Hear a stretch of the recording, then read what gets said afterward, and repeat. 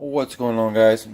So, as you know, I made a couple videos about this made-in chef knife that I got, and I didn't use it for a while. You know, it cuts good, it feels good, it's got good steel, but there was an issue with it, and the heel was kind of rounded off, and basically, after working with the people at Made In, they concluded that it was not within the design spec, meaning that, you know, these are handmade knives, right? And somebody's working a wheel and it just takes just a nick and they'll just take off the corner.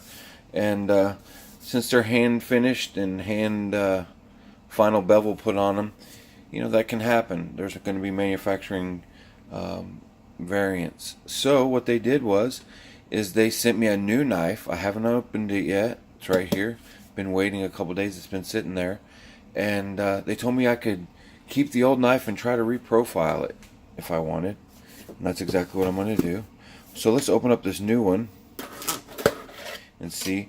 First of all, I want to apologize to Made In. I think I've given them a little bit of a hard time.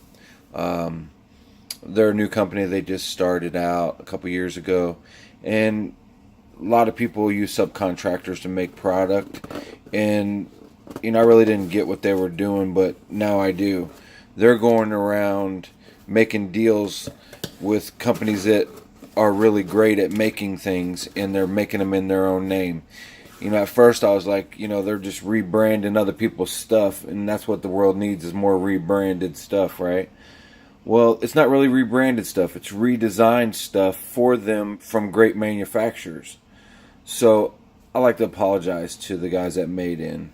You know, I'm real sorry for the slack, and I didn't cut you guys any slack. I rode y'all pretty hard on social media, and I'm sorry about that. You know, it's just, I've seen so many people take other people's work, try to make it their own, and they get rich off of it because they're good at social media or something. Well, you guys are more than that.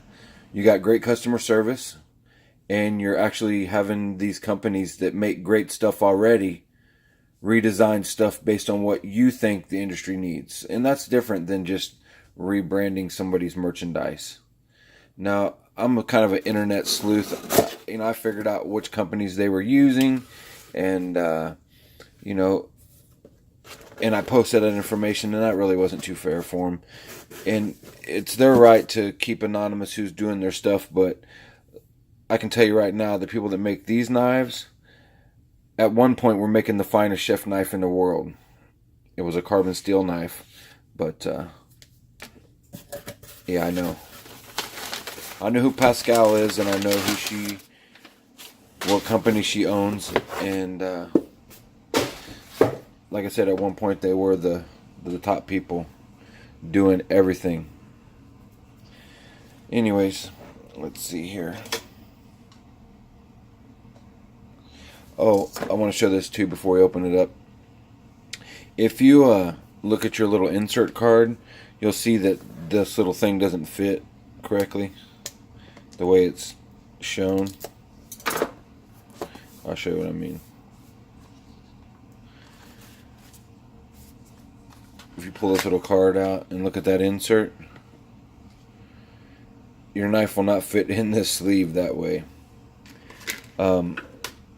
If you put it in this way, the tip doesn't push through your knife bag before it bottoms out. So kind of look at it like that. The way they show it going on is kind of like this. And it won't even actually fit on there. The blade hangs out and stuff. It's kind of crazy. But anyways, it's just a little thing. And then if you try to put the knife in this direction, this bevel slides back too far, like this, and the tip exposes in your knife bag. So if you turn it around like this, and lay it in like this corner bottoms out right there where that bolster would normally be, and the tip doesn't protrude the end of the plastic. So you can put it in your knife bag like this and it will be fine. They sent me a red handled one. Yeah, and the corner bevel is way better. It's much nicer. The actual sharpening is deep bevel, and it's got a couple little angle differences. You know, it's not a consistent bevel. It's by hand, but I'm gonna take this whole bevel off and put my own finish on it. I go to 6,000 grit, but I guarantee this thing is sharp, sharp. Super sharp, shaving like a razor. Yeah, this is a nice knife.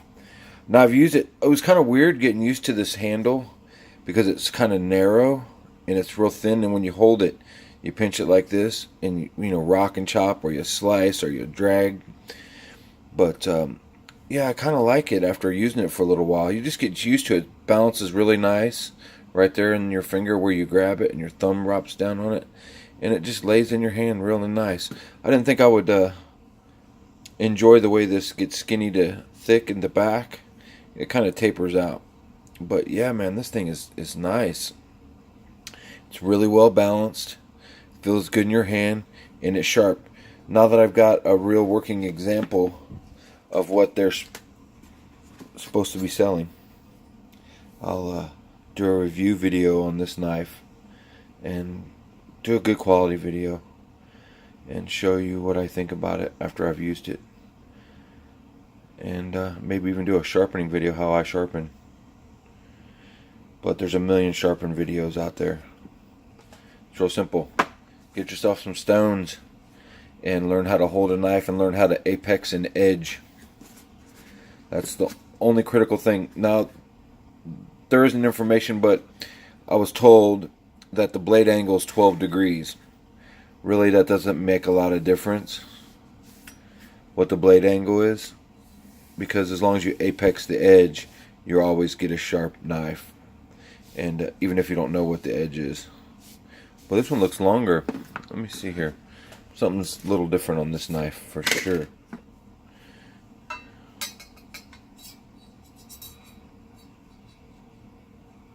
No, it's the same. It's the same. Maybe let's look at this real quick. Let's see if these are different.